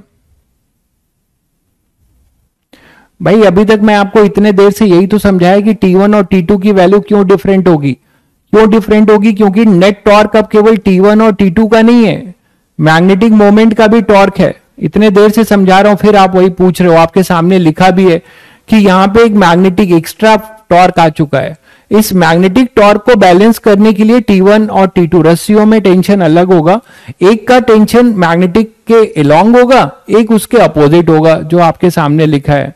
तो T2 का अलग होगा जो इन दोनों के टेंशन को टॉर्क को कैंसिल करेगा। तो ये अपने पास आ गया, ठीक है। और आपको अब जो मैक्सिमम बियरेबल टेंशन दिया हुआ है एक रस्सी में, वो कितना दिया हुआ है, वो आपको दिया है 3T0। कितना है, 3T0/2 मैक्सिमम बियरेबल टेंशन। और T0 की वैल्यू हम लोगों ने निकाली, अच्छा T0 के टर्म्स में ही लिखना था, ठीक है। तो 3T0/2 आपको दे रखा हुआ है maximum bearable tension. Find the maximum omega with which the ring can be rotated if the string can withstand a maximum tension of 3T0/2।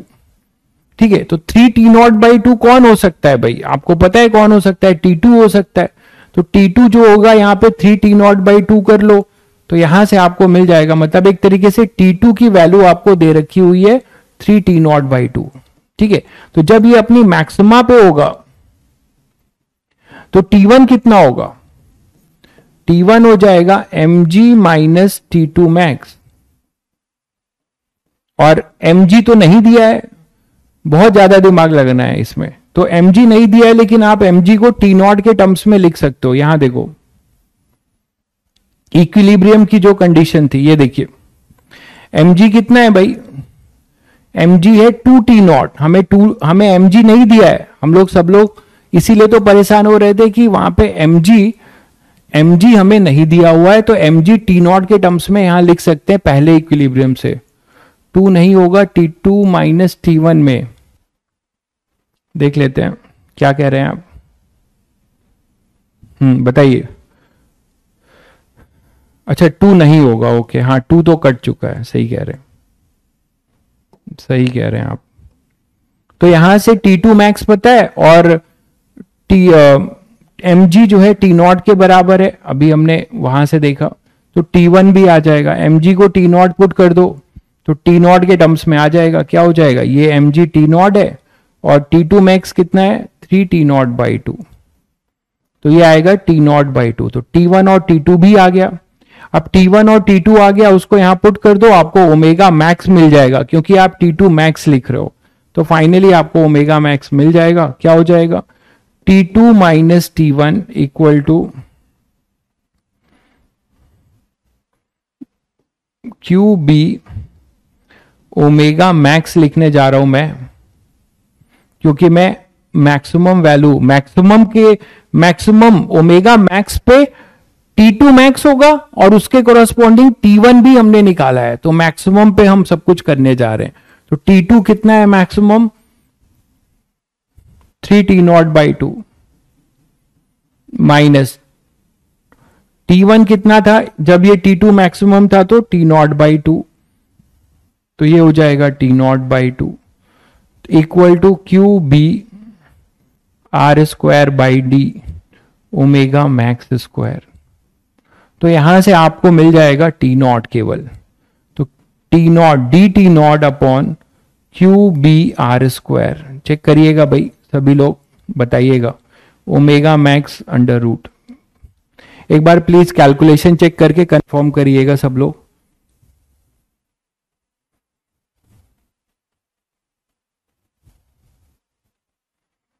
DT0 upon QB R² under root, this is your omega max. तो इतनी कहानी करनी पड़ेगी तो 10 number मिल जाते, ठीक है। Omega square नहीं है, अच्छा ओमेगा स्क्वायर नहीं है, ओके, हाँ तो ब्लंडर हो गया, ओमेगा सारा मेहनत पे पानी फिर जाएगा, तो ये अंडर रूट नहीं आएगा। तो ओमेगा मैक्स हो जाएगा DT0 upon QB R², DT0 upon QB R²। I think this is the final answer. देखिएगा DT0 अपॉन QB R², ठीक है। तो ये यहां से कहानी शुरू हुई थी, इक्विलिब्रियम पे जब रोटेशन नहीं था, before magnetic field is switched on, तब आप बोल सकते थे कि दोनों का टॉर्क सेम हो, दोनों का टेंशन रस्सियों में सेम होगा, क्योंकि ये अपना चेंज होगा। T1 नेगेटिव आएगा। क्यों T1 नेगेटिव आएगा? कहां नेगेटिव आ रहा है? T1 नेगेटिव क्यों आएगा भाई मेरे? अच्छा हाँ, T1 नेगेटिव आ रहा है।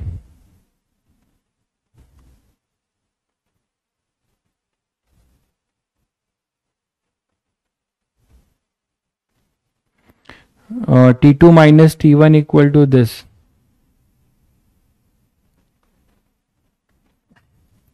मैक्सिमम बियरेबल टेंशन इसने बोला है 3T0/2, तो वो तो T2 को ही देंगे ना, लेकिन ये नेगेटिव आ रहा है यहां से।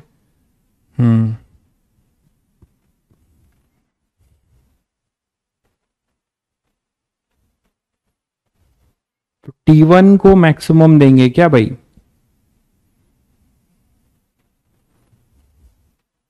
पॉजिटिव है, कहां पॉजिटिव है? सही कह रहा है, mg T0 है ना।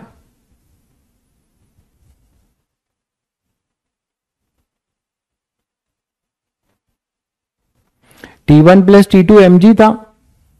T1 प्लस T2 अपना mg आया था ये वाले इक्विलिब्रियम से। देखो T1 प्लस T2 mg था, मतलब 2T0 इक्वल टू mg। अच्छा T0 था mg/2 या mg था 2T0। mg था अपना 2T0, mg की वैल्यू 2T0 थी। ओके, तो mg की वैल्यू 2T0 है, तो यहां पे हमें 2T0 रखना था ना, यहां मिस हुआ है। mg 2T0 है, मैंने T0 रख दिया है, तुम लोग भी नहीं बता रहे हो। ये 4, ये T0/2 आएगा। आंसर सारा चेंज होगा क्या? 4 और ये 3, तो T0/2 आएगा भाई, पॉजिटिव आएगा। mg की वैल्यू 2T0 है, हमने T0 रख दिया था, तो T1 T0/2 आएगा। तो T1 जो है T0/2 आएगा, ये तो हमने शायद सही लिखा है। तो T2 मैक्स आ जाएगा 3T0/2 और T1 आ जाएगा T0/2। ये तो सही लिख दिया है, कहां से लिख दिया पता नहीं। ठीक है, mg जो है 2T0 है भाई। तो T2 मैक्स हमें पता है, तो T2 मैक्स पता है, और तो उस समय T1 जो होगा वो T0/2 होगा। ठीक है, तो अब यहां से अब आप इसकी वैल्यू पुट कर रहे हैं, T2 की 3T0/2 और T1 की T0/2 equal to QB/R²। Answer सही है, आंसर सही है आई थिंक, देखिएगा। हाँ आंसर सही है, यहां गड़बड़ हो गया था। T1 T0/2 आएगा। ठीक है, चलिए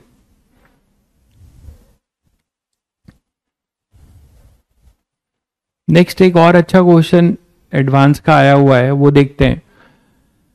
ए rectangular loop PQRS made from a uniform wire has length A। एक वायर है, वायर फ्रेम है, इनफैक्ट सभी बच्चों को दिख रहा होगा। मैं अलग से इस डायग्राम को यहां बना देता हूं,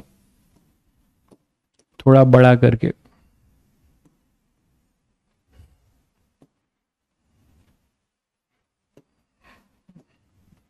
तो वायर फ्रेम ये है।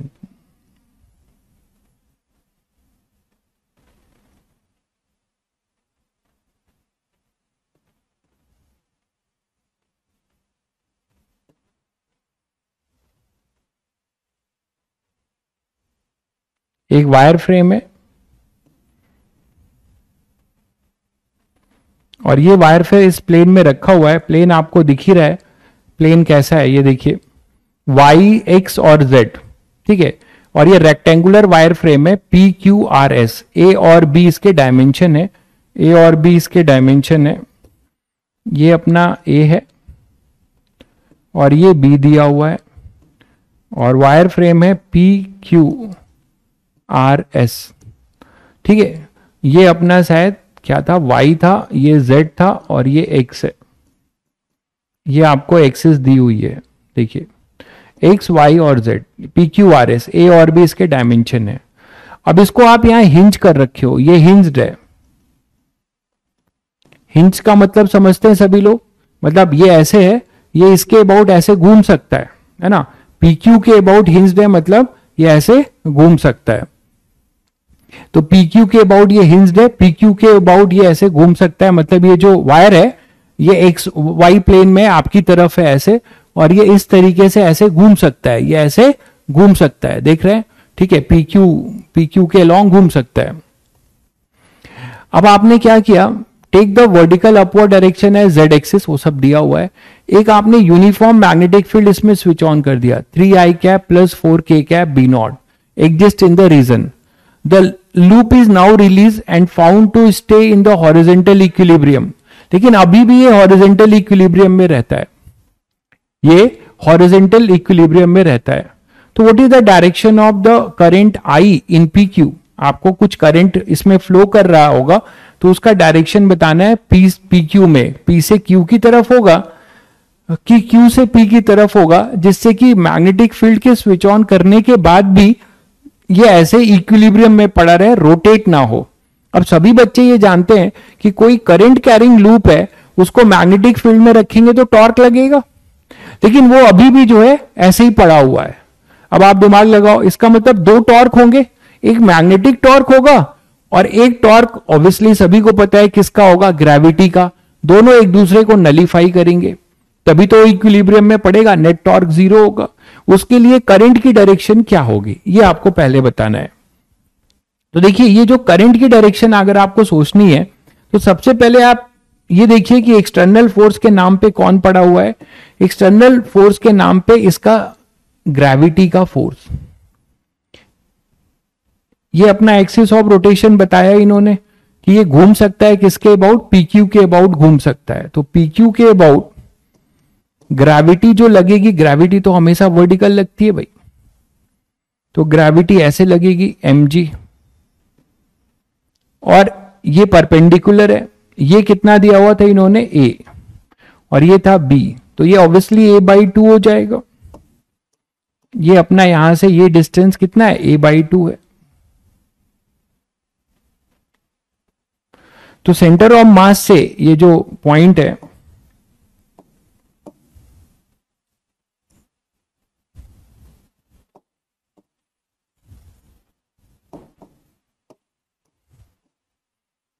ये mg होगा, और ये परपेंडिकुलर डिस्टेंस होगा कितना, a/2 दिख रहा होगा। तो इसका टॉर्क क्या होगा, टॉर्क बता सकते हैं, टाउ ड्यू टू mg, यहीं से आपको आइडिया मिलने लगेगा। टाउ ड्यू टू mg क्या होगा, mg इंटू परपेंडिकुलर डिस्टेंस, ये तो हो गया अपना magnitude. And what about the direction, ठीक है, what about the direction, direction देखिए mg का r क्रॉस f करते हैं ना आप, r क्रॉस f टॉर्क के लिए यही करते हैं। तो r वेक्टर है a/2, r वेक्टर कितना है एक तरीके से a/2, और ये i कैप, और mg फोर्स वेक्टर क्या है एक तरीके से, वो है mg, और ये z में है तो -k कैप। बस इसी का क्रॉस लेना था, तो i क्रॉस -k कैप, यही तो होगा भाई। अब अगर यहां राइट हैंड थंब नहीं लगा पा रहे, हालांकि राइट हैंड से भी दिख जाएगा, जो लोग नहीं कर पा रहे हैं, ये फोर्स है, ये फोर्स है, इसको PQ की तरफ कर्ल करिए तो इधर आएगा टॉर्क ग्रेविटी का, P से Q की तरफ y डायरेक्शन में, यही चीज मिल जाएगी आपको। mg a/2 i cross k cross i होता है j कैप, तो i क्रॉस k होगा -j, ये माइनस और minus plus j। I think सभी को क्लियर होगा ये क्रॉस का rule. i cross k cross i होगा अपना -j, वो माइनस और ये माइनस प्लस j। इसका मतलब क्या समझ में आया कि जो ग्रेविटी का टॉर्क है उसकी डायरेक्शन इधर है, tau gravity, tau due to mg वो इधर लग रहा है, इस तरफ लग रहा है, बोलो। तो अब आप यहां से सोच सकते हो कि जो मैग्नेटिक टॉर्क है वो इसको नलीफाई करे। मैग्नेटिक टॉर्क क्या करना चाहिए, इसको नलीफाई करना चाहिए। तो मैग्नेटिक टॉर्क जो नलीफाई करने वाला है उसके लिए बी आपको दिया हुआ है, देखिए बी वो भी 2 डायमेंशनल नहीं है, 2 डायमेंशनल है, 3i cap plus 4k cap. B आपको दिया हुआ है 4i cap plus 3k cap. तो ये सभी बच्चों को पता चल रहा है क्या कि जो मैग्नेटिक टॉर्क है वो माइनस टाइम्स ऑफ mg होगा for rotational equilibrium, for rotational equilibrium. बताइए, तो इसका मतलब टॉर्क जो होगा वो माइनस mg होगा, मतलब इसकी जो डायरेक्शन होगी वो क्या होगी, माइनस जे कैप। यही तो होगी भाई। इसका जो यूनिट वेक्टर होगा वो किधर होना चाहिए, माइनस जे कैप में। बोलो, क्लियर है, माइनस जे कैप में। अब सुनो, अब ये माइनस जे कैप में होने के लिए बी तो आपका फिक्स है। बी कितना दिया हुआ है, वो दिया हुआ है 3i cap plus 4k cap, 3i cap plus 4k cap B naught, ये दिया हुआ है। तो अब बस आपके पास एक ही ऑप्शन है कि करंट या तो क्लॉकवाइज घूमेगा या एंटी क्लॉकवाइज घूमेगा। तो आप ये देख लो कि करंट अगर क्लॉकवाइज घूम रहा है तो मैग्नेटिक मोमेंट आएगा माइनस के कैप में, और अगर करंट क्लॉकवाइज घूम रहा है तो करंट आएगा प्लस के कैप में।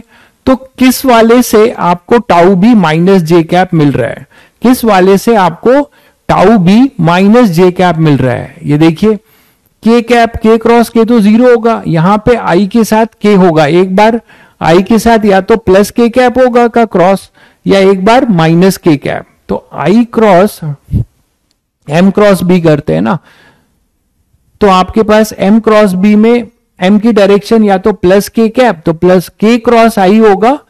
हाँ, के क्रॉस आई अगर कर दे तो हमारे पास क्या आएगा, माइनस जे कैप। आई क्रॉस जे, जे क्रॉस के क्रॉस आई, वो प्लस जे कैप होगा। तो हमें करना होगा इसे माइनस के क्रॉस आई। ये देखिए ये क्या होगा, एक तरीके से माइनस के कैप क्रॉस आई, ये कर सकते हैं। ये करने पे हमें ये मिल जाएगा, और ये माइनस के कैप एक तरीके से मोमेंट की डायरेक्शन है ना, ये मोमेंट की डायरेक्शन आपको बताएगी। तो अब आप यहां से या तो आप, शायद गेस हो गया होगा सभी को, बिल्कुल माइनस के कैप, ये बहुत बच्चे बता रहे हैं, मतलब समझ गए वो। तो यहां पे जो करंट होगा उसको माइनस के कैप करने के लिए, सॉरी मोमेंट को माइनस के कैप करने के लिए करंट ऐसा फ्लो होना पड़ेगा, करंट P से Q जाना पड़ेगा भाई, तभी इसका मोमेंट वेक्टर I जो होगा फ्रॉम P टू Q होगा। तभी आप बोल सकते हैं कि इसका जो मोमेंट वेक्टर होगा वो A B minus K cap होगा, और इसको आप m क्रॉस बी करोगे तो आपको k क्रॉस के जीरो होगा, और माइनस के क्रॉस आई, तब आपको ये माइनस जे कैप मिल जाएगा। आप करना चाहिए तो कर लीजिए। ये कितना आ जाएगा, 3ab है ना, और ये हो जाएगा माइनस जे कैप। तो ये टॉर्क होगा पूरा माइनस जे कैप में, तो जाके ये इक्विलिब्रियम में होगा। तो आप इस तरीके से सिस्टमैटिक आपको पूरा सोचना पड़ेगा कि ग्रेविटी का टॉर्क पहले आएगा, उसको नलीफाई करने के लिए टॉर्क हम देखेंगे कि mg का जस्ट अपोजिट होगा, तो वहां से हम ये यूनिट वेक्टर गेस कर सकते हैं। तो this is your first part. Now what about your second part, find the magnetic force on the arm PS RS। RS में आपको मैग्नेटिक फोर्स निकालना है।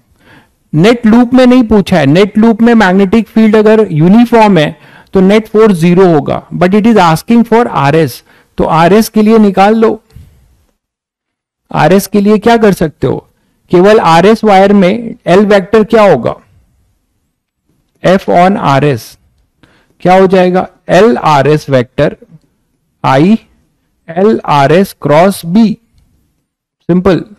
तो L RS क्या लिखोगे, L RS वेक्टर क्या लिखोगे, इसका मैग्नीट्यूड है B, और किस डायरेक्शन में है,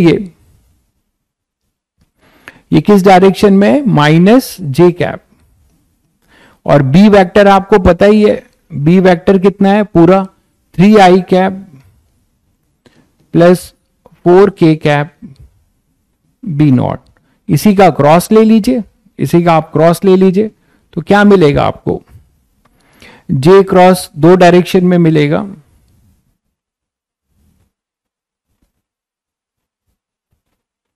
थ्री आई कैप प्लस फोर के कैप बी है और ये जे है, तो आप टोटल फोर्स निकाल लीजिए इसका, आई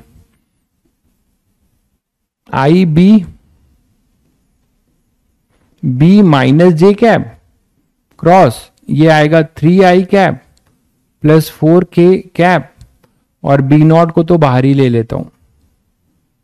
ठीक है, अब कर लीजिए जे क्रॉस आई, तो बी नॉट आई, ये B, J cross I three B, और जे क्रॉस आई क्या हो जाएगा के, जे क्रॉस आई क्रॉस जे के होता है, जे क्रॉस आई माइनस के कैप, तो माइनस माइनस प्लस के कैप, और फिर 4b और जे क्रॉस के आई, तो माइनस 4b आई कैप, ये फाइनल आएगा एफ आर एस। ठीक है, इसका मॉड लेना चाहिए, मॉड ले लीजिए, इसका मॉड लेना चाह रहे हैं, मॉड ले लीजिए। ठीक है, तो फाइनली अपने पास ये आ जाएगा, बी भी कॉमन ले सकते हैं आप, तो एफ आर एस को ऐसे भी लिख सकते हैं, बी दोनों में आ रहा है, तो B naught small B I three K cap minus four I cap, ये आ जाएगा। मैग्नीट्यूड चाहिए, तो एफ आर एस का मॉड आप लिखना चाह रहे हैं, तो ये 16 और 4, तो ये हो जाएगा 5 बी नॉट बी आई, ये अपना फोर्स हो जाएगा। चेक करिए सब लोग, वैल्यू चेक करिएगा सब लोग। ठीक है, तो इस तरीके के क्वेश्चंस भी आए हुए हैं। ठीक है, अभी तक के जो सबसे बेस्ट क्वेश्चन है मैग्नेटिक इस टॉपिक का, वो मैंने आपको कराया। ठीक है, अभी तक के जो सबसे बेस्ट क्वेश्चन है वो मैंने आपको करा दिया। एक क्वेश्चन आपको होमवर्क दे रहा हूं, सोच के आइएगा। ये टॉपिक खत्म है, फिर बायट सेवर्स लॉ भाई को बहुत इंतजार है, लेकिन एक होमवर्क दे रहा हूं। एक मान लीजिए, क्योंकि अभी आपने एक क्वेश्चन किया है, तो ऐसा ही इसी के जैसा एक क्वेश्चन फ्रेम किया है। देखिए, मान लीजिए एक आपने पास सिलेंडर है,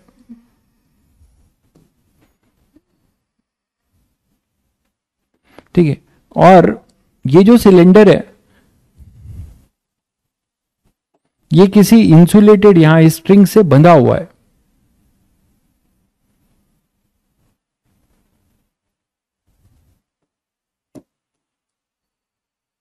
ये ऐसे बंधा हुआ है। ठीक है, अब हमने क्या किया है, टोटल लेंथ इसका एल है, टोटल लेंथ इसका एल है, और ये मिड पॉइंट है, मतलब ये एल बाई टू है। ठीक है, ये अपना एल बाई टू है। ओके, और अब हो क्या रहा है, ध्यान से देखिएगा कि यहां पे एक half portion L by two का एक हाफ पोर्शन है, इतने जोन में कोई बहुत ह्यूज प्रेशर की एयर आ रही है।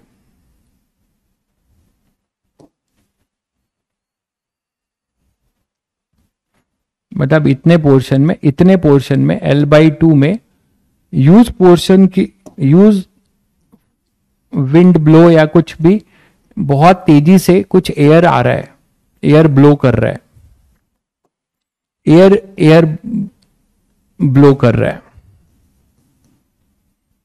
जिसकी डेंसिटी है रो, डेंसिटी ऑफ एयर। और किस स्पीड से ये एयर आ रही है, वी वेलोसिटी से। एयर जो है इतने पोर्शन पे, केवल कितने पोर्शन पे, केवल इस सिलेंडर के एल बाई फोर पोर्शन पे एयर हिट कर रही है वी नॉट से, एल बाई फोर पोर्शन पे। शायद समझ गए होंगे सब लोग। ठीक है, और इस इधर मैंने क्या किया है, इधर कॉइल लगाया है,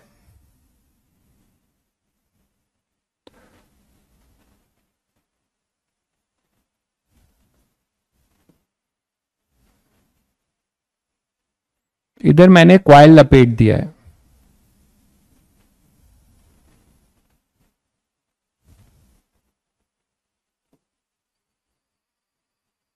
ये कॉइल आपने लपेटा है इस पे ऐसे। ठीक है, ये पूरा कॉइल आपने लपेट दिया है। Total number of turns n है,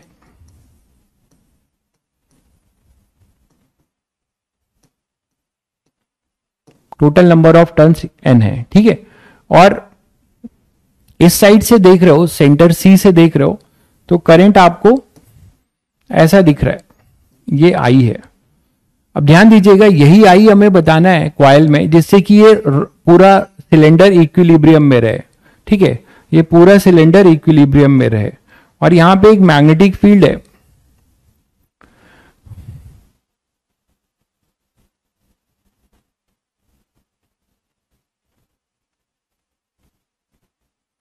मैग्नेटिक फील्ड है, मैग्नेटिक फील्ड की डायरेक्शन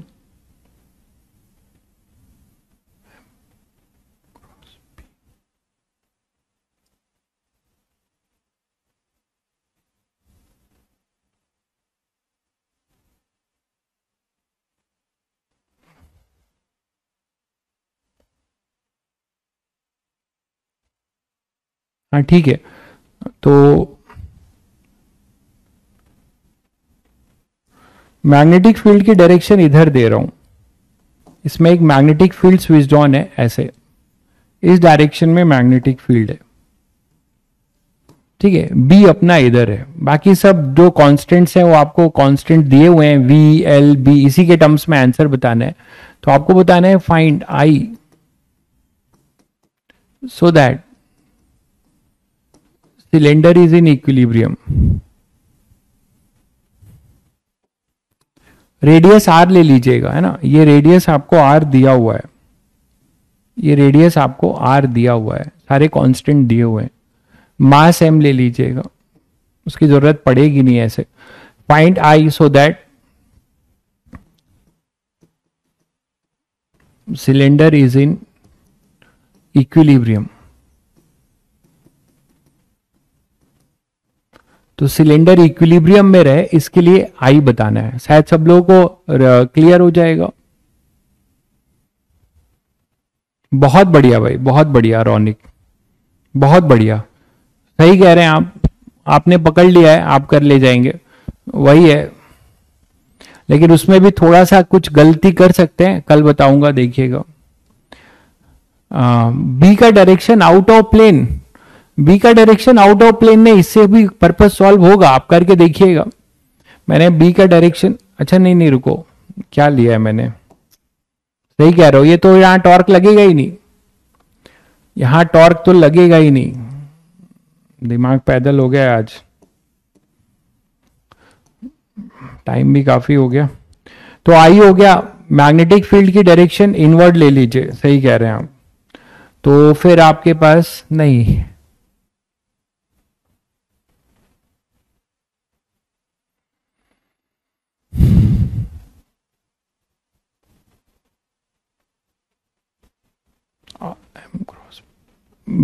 इधर लीजिए, वर्टिकल लीजिए, मैग्नेटिक फील्ड वर्टिकल लीजिए,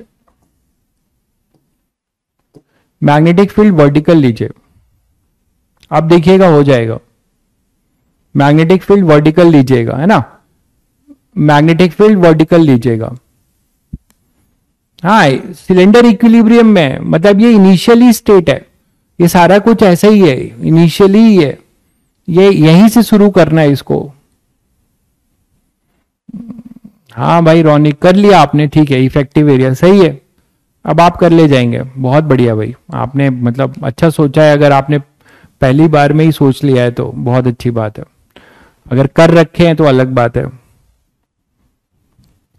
क्वाइल कहां तक है उससे तुम्हें कोई दिक्कत नहीं होगी, क्योंकि आपको टोटल नंबर ऑफ टर्न्स दिया गया है, तो आपको इसकी जरूरत नहीं पड़ेगी कि क्वाइल कहां तक है, आपको टोटल नंबर ऑफ टर्न्स दिया गया है and current in each turn is I, तो आई डोंट थिंक आपको कुछ जरूरत पड़ने वाली है, आप ट्राई करना, आपको मिल जाएगा। इसमें अगर एक हिंट दे दूं तो शायद कुछ बच्चों को नहीं पता होगा कि कोई भी बॉडी, देखिएगा एक हिंट दे रहा हूं, जो आप फ्लूइड डायनेमिक्स का रिजल्ट है इसीलिए दे रहा हूं, कोई भी बॉडी या फ्लूइड, कोई यहां से बहुत लार्ज अमाउंट ऑफ फोर्स निकलता है अचानक, कोई पानी का, है ना, मान लो कोई टैंक है, यहां से कोई पानी निकल रहा है लार्ज अमाउंट, तो यहां पे एक थ्रस्ट छोड़ जाता है, और इस थ्रस्ट की वैल्यू होती है, मान लीजिए लिक्विड कंटेनर है, ये भरा हुआ है, अचानक आपने कैप खोल दिया तो यहां से पानी निकलेगा, जैसे हॉज पाइप होता है हॉज पाइप, तो वहां से पानी बहुत तेज निकलता है तो थ्रस्ट निकलेगा। तो इस थ्रस्ट को हम लोग फ्लूइड में क्या करेंगे, प्रूफ भी करेंगे। रो इसका क्रॉस सेक्शनल एरिया है ए, तो इतना आपको हेल्प कर दे रहा हूं, रो ए वी स्क्वायर, ठीक है। तो इस एयर का जो थ्रस्ट लगेगा इस पर वो रो ए वी स्क्वायर, जिसमें ए जो है क्रॉस सेक्शनल एरिया है। तो अब आप सोचिएगा, इतना हेल्प कर दिया, ठीक है। अब आप सोचिएगा, आई थिंक हो जाएगा, ठीक है, आई थिंक हो जाएगा, ठीक है। तो चलिए फिर आपका मैग्नेटिक मोमेंट और टॉर्क खत्म होता है। कल पढ़ेंगे हम लोग बायट सैवर्ट्स लॉ, ठीक है। कुछ एक दो अच्छे क्वेश्चन दिमाग में होंगे तो वो भी करा ही दूंगा, ठीक है। चलिए फिर मिलते हैं कल, ओके, टाइम काफी हो गया। बी का डायरेक्शन आउट ऑफ प्लेन होगा। अच्छा, आप जे कैप की बात कर रहे हो,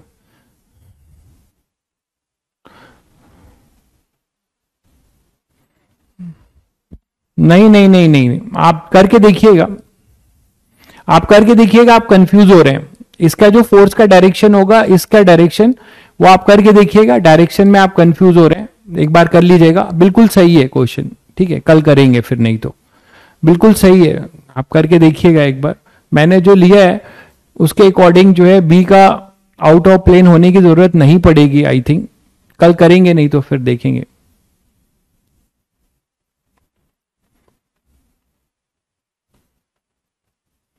ठीक है, कल करते हैं, इससे भी होना चाहिए। चलिए फिर कल मिलते हैं। आपको लेना है तो ले लीजिए, बट इससे भी हो जाएगा, क्योंकि एम इधर आएगा, बी इधर आएगा, तो एम क्रॉस बी देखो ना, एम क्रॉस बी इधर आ रहा है, और इसका आर क्रॉस एफ किधर आएगा, इधर एफ है, इधर आर है, तो आर क्रॉस एफ, ये आर है, ये एफ है, आर क्रॉस एफ इधर आ रहा है, सही तो है भाई।